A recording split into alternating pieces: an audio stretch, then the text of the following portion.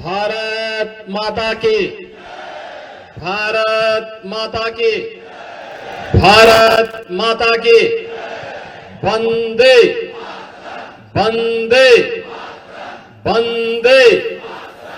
नरसिंह भगवान की, नरसिंह भगवान की, भारत माता की, भारत माता की, गौ माता की, गौ माता की, गंगा माता की, गंगा माता की, सत्य सनातन धर्म की, सत्य सनातन धर्म की, भक्त प्रहलाद की, भक्त प्रहलाद की। नमः पार्वती पतये हर।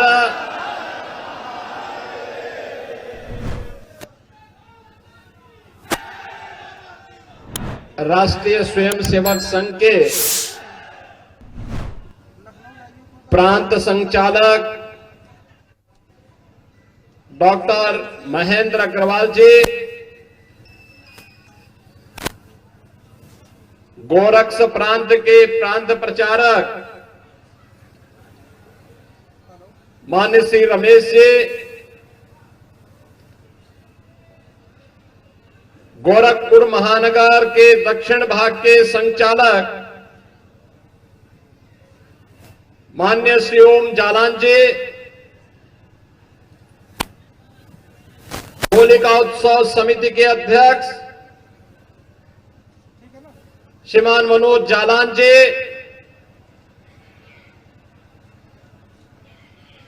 होलिका उत्सव समिति के इस शोभा यात्रा कार्यक्रम में अपनी शुभेच्छा प्रदान करने के लिए यहां पर उपस्थित जगत गुरु सतवा बाबा श्री संतोषाचार्य जी महाराज,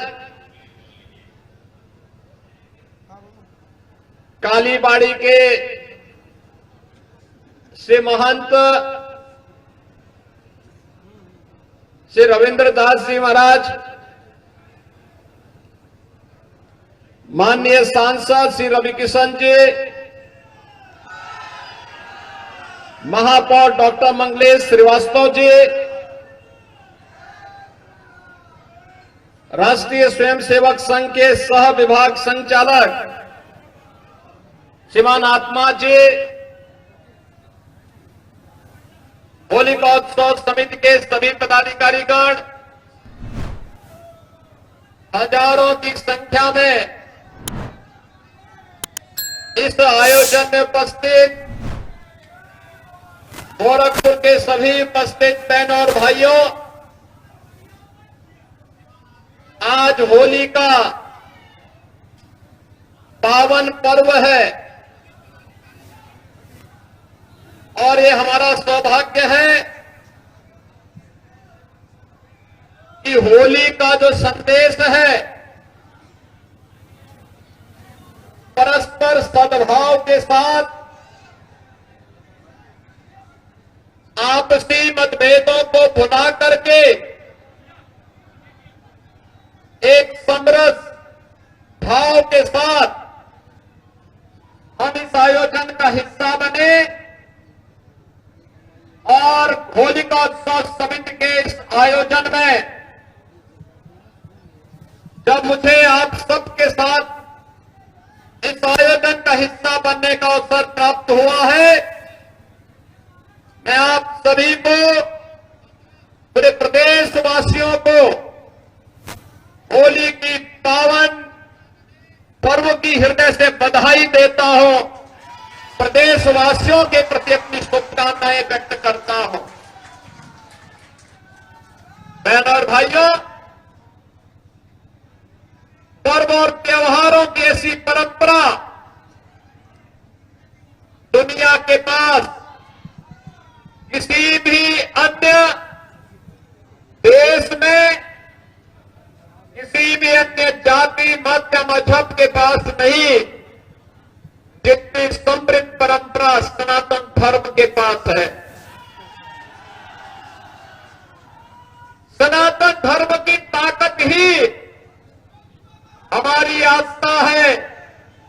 और आस्था की आत्मा है हमारे पर्व और त्योहारों में।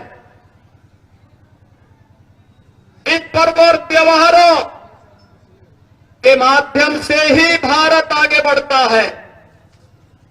पूरे देश के अंदर उत्तर से दक्षिण तक, पूरब से पश्चिम तक वर्ष भर उत्साह और उमंग के साथ इन उत्सवों के साथ जुड़ने का अवसर भारतवासियों को प्राप्त होता है। और इसलिए तो भारत की पौराणिक गाथा इस बात को कहती है कि दुर्लभम भारते जन्मा मानुषम तत्र दुर्लभम, यानी भारत में जन्म लेना दुर्लभ है और उसमें भी मनुष्य के रूप में जन्म लेना और मनुष्य के रूप में भी सनातन धर्मावलंबी बनकर के जन्म लेना और भी दुर्लभ है। अभी आपने देखा होगा जो लोग सनातन धर्म को कोसते थे, जो लोग कोसते थे, उन्होंने सनातन धर्म की भी और भारत की सामर्थ्य भी प्रयागराज महाकुंभ के माध्यम से देखी है। 66 करोड़ से अधिक श्रद्धालु एक साथ एक घाट पर आकर के त्रिवेणी के महासंगम में आकर के महास्नान का पुण्य का भागीदार बना है। न कोई जाति का भेद, न कोई क्षेत्र का भेद, न कोई मत और संप्रदाय का भेद, किसी भी जाति का सनातन धर्मावलंबी रहा हो, किसी भी क्षेत्र का सनातन धर्मावलंबी रहा हो, किसी भी भाषा का सनातन धर्मावलंबी रहा हो, भारत में रह रहा है तो, भारत के बाहर में है तो वो आकर के मां गंगा, मां यमुना और मां सरस्वती की त्रिवेणी में आस्था की पावन डुबकी लगा करके पुण्य का भागीदार बना है और अपने जन्म और जीवन को धन्य धन्य कह करके सभी को साधुवाद दे करके, व्यवस्था से जुड़े हुए लोगों के प्रति साधुवाद दे करके फिर अपने गंतव्य की ओर प्रस्थान कर गया। अद्भुत आयोजन था, अद्भुत आयोजन था। और बहनों और भाइयों, दुनिया विस्मयकारी भाव के साथ, दुनिया कौतूहल की निगाहों के साथ, दुनिया इस अकाल्पनिक, अविस्मरणीय और अद्भुत घटना को देख करके भौचक थी। लेकिन सनातन धर्म के अनुयायी उत्साह और उमंग के साथ तब भी थे जब प्रयागराज की धरती से एकता का संदेश गूंज रहा था। और उसी एकता के संदेश को लेकर के होली जैसे पावन पर्व को हमें आगे लेकर के चलना है। जो लोग हमें मानते थे कि हम विभाजित हैं जाति के नाम पर, छुआछूत और अस्पृश्यता के नाम पर, उन लोगों से पूछना चाहिए कि भगवान ने तुम्हें दृष्टि दी है, जाओ, तुम हमें बदनाम करते थे, हमारे सनातन धर्म को बदनाम करते थे, तुम्हें देखना है तो प्रयागराज के संगम में आकर के देखो कौन जातिवाद थी, कौन छुआछूत था, कौन अस्पृश्यता थी। वहां तो राष्ट्राध्यक्ष हो या एक सामान्य गांव का निवासी, वहां पर कोई बड़ा सा बड़ा धर्माचार्य रहा हो या गांव में निवास करने वाला एक सामान्य योगी, सन्यासी, इन सब ने एक ही संगम में जाकर के मां गंगा के प्रति अपनी कृतज्ञता ज्ञापित करते हुए आस्था की पावन डुबकी लगाई है। कौन वे लोग हैं जो ये बांटने का काम कर रहे हैं? ये वही लोग हैं जिन्होंने अयोध्या में राम मंदिर का विरोध किया था। ये वही लोग हैं जो गौ तस्करी में लिप्त थे और गौ हत्यारों को प्रश्रय देकर के उन्हें सत्ता में भागीदारी बनाते थे। ये वही लोग हैं जो बोलते हैं कि भारत कभी विकसित भारत नहीं हो सकता है। बहनों और भाइयों, इन लोगों की मंशा देश के प्रति, सनातन धर्म के प्रति जग जाहिर है। और इसीलिए मैं आप सबसे कहने के लिए आज आया हूं कि पर्वों की परंपरा को आगे बढ़ाना, और मर्यादा पुरुषोत्तम भगवान श्री राम ने तो हमें मर्यादा का ही पाठ पढ़ाया है। मर्यादा के पथ पर आगे बढ़ करके बड़ी पवित्रता के साथ जब हम आगे बढ़ेंगे, लक्ष्मण रेखा का उल्लंघन स्वयं नहीं करेंगे। प्रयागराज महाकुंभ ने संदेश दे दिया है, 66 करोड़ 30 लाख से अधिक श्रद्धालु आते हैं, लेकिन एक भी छेड़छाड़ की घटना नहीं, एक भी लूटपाट की घटना नहीं, एक भी कोई ऐसी घटना नहीं जिसके कारण किसी भी सनातन धर्मावलंबी को सिर नीचे करना पड़े। ऐसा अद्भुत अनुशासन, ऐसा अद्भुत मर्यादा, ऐसी अद्भुत छटा ये प्रयागराज ने हम सबको दी है। और आज इस अवसर पर जब होली जैसे इस पावन रंग भरे उत्साह और उमंग की होली के साथ जुड़ने का अवसर आज हमें प्राप्त हो रहा है, लगभग 100 वर्षों की इस परंपरा को एक और दुनिया के सबसे बड़े सांस्कृतिक संगठन राष्ट्रीय स्वयंसेवक संघ की शताब्दी महोत्सव का यह वर्ष है, और दूसरी ओर इस होलिका उत्सव समिति के भी कुछ ही वर्षों में शताब्दी महोत्सव का आयोजन होगा। जिस मर्यादा के साथ, जिस पवित्र भाव के साथ ये कार्यक्रम आगे बढ़े हैं, समाज को जोड़ने का, होलिका उत्सव समिति का आयोजन भी उसी समाज को जोड़ने का एक सशक्त माध्यम बने। हम परस्पर गले मिलेंगे, बैर भाव को विस्मृत करेंगे, विकृतियों को तिलांजलि देंगे।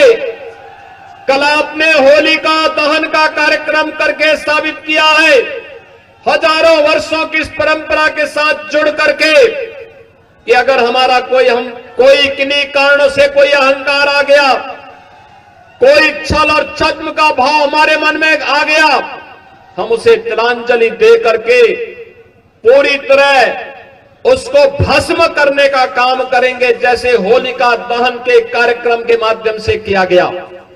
बहनों और भाइयों, याद रखना, सनातन धर्म का एक ही उद्घोष है, और वह उद्घोष है कि तो धर्मस्त तो जया। जहां धर्म होगा वहीं विजय होगी, जहां धर्म होगा वहीं सत्य होगा, जहां सत्य होगा वहीं विजय होगी। और विजय के पथ के लिए साधना करनी पड़ती है। विजय के पथ पर आगे बढ़ने के लिए व्यक्ति को परिश्रम करना पड़ता है। साधना जितनी कठिन होती है, सिद्धि उतनी ही बड़ी होती है, और उतनी बड़ी सिद्धि के लिए हमें आगे बढ़ना है। प्रधानमंत्री मोदी जी ने देशवासियों के सामने विकसित भारत का एक संकल्प दिया है। विकसित भारत तभी विकसित हो सकता है, हमारा भारत तभी विकसित हो सकता है जब वह एक होगा तो श्रेष्ठ होगा, श्रेष्ठ होगा तो दुनिया की कोई ताकत उसे विकसित बनने से रोक नहीं सकती है। और इसलिए पूरा प्रयास, हमारी पूरी साधना राष्ट्र माता के चरणों में समर्पित होनी चाहिए। इससे बढ़कर के संकल्प हमारे लिए दूसरा नहीं हो सकता है, और राष्ट्र माता के प्रति समर्पण का ये भाव ही हमें आज भगवान नरसिंह की आरती और उनकी इस भव्य शोभा यात्रा के साथ जोड़ने का एक अवसर भी प्रदान करता है। याद करिए कितनी बड़ी परंपरा है। हजारों वर्ष पहले जब दुनिया अंधकार में जीती थी, तब भारत के अंदर सत्य की स्थापना के लिए भगवान का जो तीसरा अवतार होता है, वो अवतार होता है नरसिंह का। नरसिंह अवतार उन लोगों के लिए एक चेतावनी है जो मान करके चलते हैं कि हम जो चाहेंगे वो कर लेंगे। ये कभी नहीं हो सकता है। इस घमंड को, हिरण्यकश्यप के इस घमंड को, होलिका के इस दंभ को, होलिका दहन के माध्यम से भी और हिरण्यकश्यप के इस दंभ को तोड़ने के लिए भगवान श्री हरि विष्णु ने अपना तीसरा अवतार नरसिंह के रूप में इस धराधाम पर दे करके लोक कल्याण का मार्ग प्रशस्त किया था। सनातन धर्म की विजय पताका को आगे बढ़ाने का काम किया था। लेकिन हमारे सामने भक्त प्रहलाद का भी उदाहरण है। याद रखना, भगवान की कृपा हर एक पर हो सकती है, बशर्ते उसका मार्ग सत्य का है। सत्य का मार्ग है तो ईश्वर की कृपा उस पर जरूर बरसेगी। भक्त प्रहलाद ये स्वयं एक ऐसे कुल में पैदा हुए जिस कुल में उसका बाप स्वयं, उनके पिता स्वयं, हिरण्यकश्यप स्वयं नास्तिक था। श्री हरि विष्णु पर विश्वास नहीं करता था, उनकी अवमानना करता था। लेकिन प्रहलाद ने ठीक इतर अब से अलग हट करके, उससे अलग हट करके भगवान की भक्ति को माना। यानी भगवान की भक्ति का मतलब राष्ट्र भक्ति का मार्ग प्रशस्त किया और राष्ट्र भक्ति के माध्यम से अपना जन्म और जीवन धन्य करके आने वाले समय के लिए, आने वाली पीढ़ी के लिए एक प्रेरणा बन गई। उसी प्रेरणा का केंद्र बिंदु हम सबको बनना है अपने देश के लिए। और इसी भाव के साथ होली के इस पावन पर्व के साथ हमें जुड़ने का अवसर प्राप्त हो रहा है।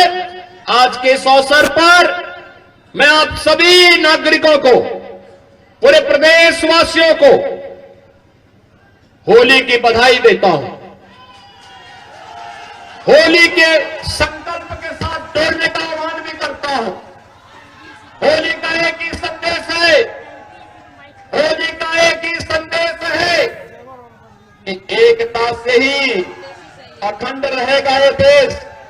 होली का है एक संदेश, एकता से ही अखंड रहेगा ये देश। और अखंड रहेगा तो एक भारत श्रेष्ठ भारत की परिकल्पना अपने आप साकार होगी। महाकुंभ और होली के इस संदेश को घर घर तक हम पहुंचाने का कार्य करेंगे। इस विश्वास के साथ मैं आज के इस अवसर पर एक बार फिर से आपको होली की बधाई देता हूं। होली की शुभकामनाएं आप सबके प्रति, पूरे प्रदेशवासियों के प्रति व्यक्त करता हूं और विश्वास करता हूं कि यह उत्साह और उमंग हमारे जीवन में सकारात्मक बदलाव ला करके अपनी मातृभूमि के प्रति श्रद्धा और समर्पण के साथ जुड़ने का कार्य करेंगे। आप सबके प्रति मेरी मंगलमय शुभकामनाएं। धन्यवाद।